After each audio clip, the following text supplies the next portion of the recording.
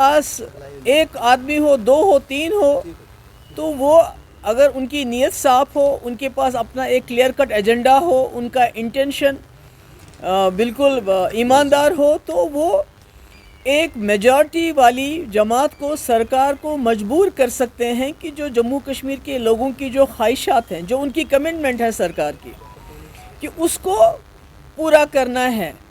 तो मुझे लगता है कि जो वहीद पर्रा ने इनिशिएट किया और जिस वक्त उसको उमर साहब ने कहा कि ये प्रोपागेंडा है, कैमरा के लिए हो रहा है, तो आज मुझे लगता है ये पीडीपी की ही मेहनत का और उनका जो उन्होंने उस वक्त ये मसला उठाया, उसका नतीजा है कि आज जो वज़ीर आला ने कहा कि ये प्रोपागेंडा है, कैमरा के लिए किया जाता है, half heartedly, I will say half heartedly, दिल बर्जास्ता होकर उन्होंने क्योंकि जो रेजोल्यूशन लाया है, अनफॉर्चुनेटली उसमें कहीं भी ये नहीं कहा गया कि हम मुखालिफत करते हैं 2019 में जो फैसला हुआ है, न ये कहा गया है कि 370 को रेस्टोर करो, बल्कि ये कहा है कि हमारा कंसर्न है, इस पर डायलॉग होना चाहिए।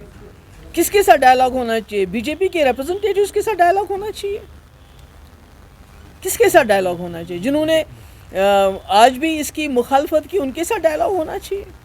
तो मैं समझती हूँ कि जो पीडीपी का रेजोल्यूशन था वो बेहतर था। ये जो आज सरकार की तरफ से रेजोल्यूशन आया है, इसकी लैंग्वेज बेहतर हो सकती थी कि इसमें ये कहा जा सकता था, जैसे पीडीपी रेजोल्यूशन में था कि जो 2019 में फ़ैसला किया गया हम उसकी मुखालफत करते हैं, उसको कंडेम करते हैं, और साथ ही में ये कहा जाता कि ये जो हाउस है ये रिज़ॉल्व करता है कि जम्मू कश्मीर का स्पेशल स्टेटस 370-35A को रेस्टोर किया जाना चाहिए ओरिजिनल पोजीशन में, बजाय ये कहने के कि हमें फ़िक्र हो रही है, हमें कंसर्न है, एक डायलॉग होना चाहिए, और उसके बाद मुल्क की जो यकजहती को, उसको इसमें मुल्क की यकजहती और इसमें क्या आपस में क्या कनेक्शन है?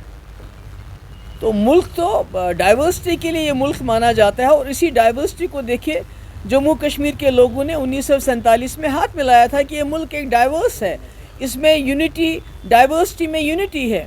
तो मैं कहती हूँ चलिए देर आए दुरुस्त आए, अच्छा किया, और हम लोगों ने भी इसको सपोर्ट किया, पर शायद हम आपस में डिस्कस करके हो सकता है इस रेजोल्यूशंस में कुछ हम अमेंडमेंट्स लाएं, जैसे कि जो वर्ड है जिसमें अपोज नहीं किया गया है, उस फैसले को कंडेम नहीं किया गया, अपोज नहीं किया गया, maybe we may bring that amendment, और साथ ही बजाय इसके कि कंसर्न है हमारा, हम ये कहें कि we resolve that the government of India restores the special status 370-35A।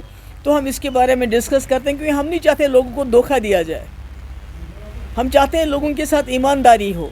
और अगर नेशनल कॉन्फ्रेंस ने, सरकार ने अब एक कदम ले लिया, तो मुझे लगता है वो बहुत अच्छी बात है, हम उसको वेलकम करते हैं, मगर मैं समझती हूँ पीडीपी का काम है दूसरा स्टेप लेना, जो इस रेजोल्यूशन में कमियां हैं, खामियां हैं, उनको दूर करने के लिए इसमें अमेंडमेंट्स लाना। अगेंस्ट नहीं, हम अमेंडमेंट्स हो सकता है, अभी हम डिस्कशन चल रहा है पार्टी के अंदर, हो सकता है जो आज रेजोल्यूशन लाया गया, जिसमें मैंने कहा ना हाफ हार्टेडली ये रेजोल्यूशन लाया गया है, जो इसकी ज़बान होनी चाहिए थी वो ज़बान नहीं है इसमें। जैसे पहले तो आपको कंडेम करना चाहिए, इसका मतलब है कि आप 2019 के फ़ैसले को आप अपोज करते हैं कि नहीं करते हैं, उसके बारे में कुछ नहीं कहा गया। उसके बाद रेस्टोर करने के बजाय डायलॉग करो, भाई किस चीज़ के लिए डायलॉग करो? उन्होंने हमारे कपड़े उतारे, उन्होंने हमारी तजलील की, अब आप कहते हैं हम उससे डायलॉग करो उसके बारे में कि आपने हमारी तजलील कैसे की?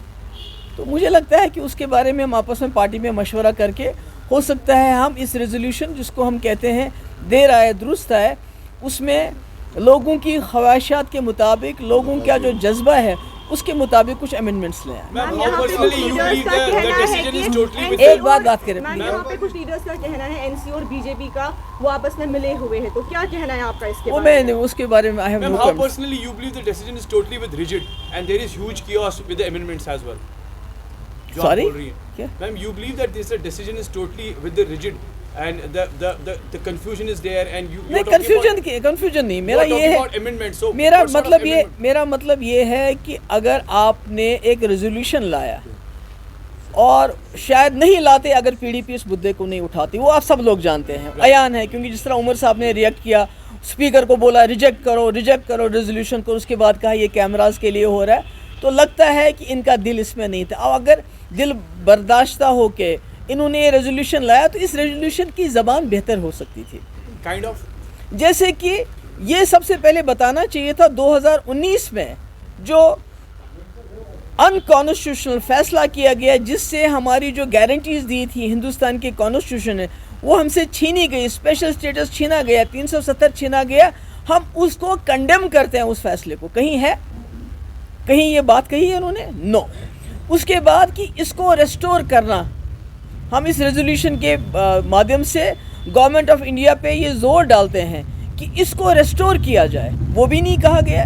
हम कंसर्न एक्सप्रेस करते हैं और हमारे साथ डायलॉग होना चाहिए। किसके लिए डायलॉग होना चाहिए? क्या इसमें कोई डाउट है कि हमसे हमारा जो वादा किया था 1947 में, जो हमारे कंडीशंस थे, यूनिलेटरी उनको लिए डिलीट किया गया, ख़त्म किया गया, उनको वापस किया जाए। मैं समझती हूँ इन्होंने रेजोल्यूशन लाया मगर हाफ हार्टेडली लाया, उसमें गुंजाइश है और हम कोशिश करेंगे आपस में डिस्कस करके उसमें कुछ अमेंडमेंट्स लाएं। You believe the credit is with the PDP party because it is not about credit and debit, it is about कि जो about Wahid Paraz state. बिल्कुल, देखिए जो वादे, चाहे नेशनल कॉन्फ्रेंस है चाहे हम हैं, जो हमने इलेक्शन में लोगों को बोला कि अगर आप हमें असेंबली में भेजेंगे तो हम सबसे पहला रेजोल्यूशन जो है 370 के ऊपर कि उसको फैसले को कंडेम करते हुए रेस्टोरेशन के लिए करेंगे।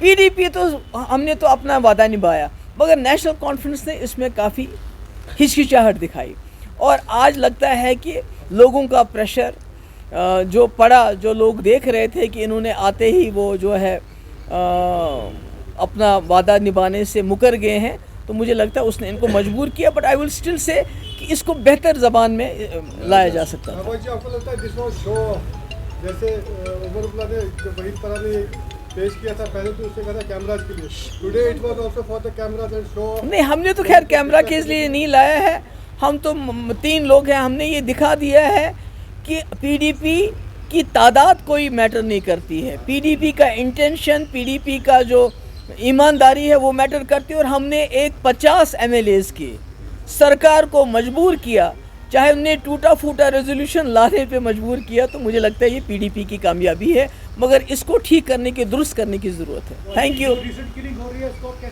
अभी तो पहले इसकी बात करेंगे ना। Thank you ma'am. इस पर उमर अब्दुल्ला ने कहा कि असेंबली, नेशनल कॉन्फ्रेंस ने असेंबली में अपना काम कर दिया है, जो उन्हें लोगों से वादा किया था वो पूरा कर दिया। कैसे? नहीं, मैंने तो कहा ना कि ये बेहतर तरीके से हो सकता था। पहले तो उन्होंने परसों इसको रिजेक्शन के लिए स्पीकर को बोला इसको रिजेक्ट करो, जिसपे वहीद परा ने फिर उनको बताया कि आप लीडर ऑफ द हाउस हैं, आप रिजेक्ट करने का ऑर्डर नहीं दे सकते। उसके बाद आज लाया, पर हाफ हार्टेड लाया है। जैसे मैंने बार बार कहा, इसकी जो ज़बान है वो एक ब्रूट मेजॉरिटी वाली सरकार की ज़बान नहीं लगती, वो एक जिसको लोगों ने अक्सरियत दी है वो ज़बान नहीं लगती है। वो ज़बान लगती है कोई बेचारा बेबस, बेकस, लाचार, जिसके पास ज़बान ही नहीं है, ऐसी ज़बान इस्तेमाल की है। उसको हम कोशिश करेंगे, पीडीपी इस रेजोल्यूशन को दुरुस्त करने की हम कोशिश करेंगे। मैम, जो वोट्स मिले हैं अभी तक ये भी कंफर्म नहीं हो सका कि क्या इसमें कांग्रेस ने भी अपना वोट किया है। दैट्स योर जॉब टू सी, वो तो मुझे नहीं मालूम, वो तो आपका जॉब है, आप लोग वहाँ थे, मैं तो वहाँ नहीं थी। नेशनल कॉन्फ्रेंस की तरफ से इल्जाम लगाए जा रहे हैं कि जिन्होंने यहाँ पे इनको पीडीपी ने पनाह दी, बीजेपी को उनकी तरफ से आर्टिकल 370 रिमूव किया गया, तो आज पीडीपी ही वहाँ असेंबली में रेजोल्यूशन पास कर रही है। नहीं, नेशनल कॉन्फ्रेंस तो कुछ भी कह सकती है, उनका क्या है, वो तो कुछ भी कहने को कह सकते हैं। मुझे तो हर उनके बात पे ताजुब हो रहा है कि 50 असेंबली मेंबर होने के बावजूद भी पीडीपी को जोर लगाना पड़ा इस रेजोल्यूशन को लाने के लिए, तब जाके नेशनल कॉन्फ्रेंस ने एक टूटा फूटा रेजोल्यूशन लाया, जिसको हम उसके बावजूद हम वेलकम करते हैं। Thank you so much.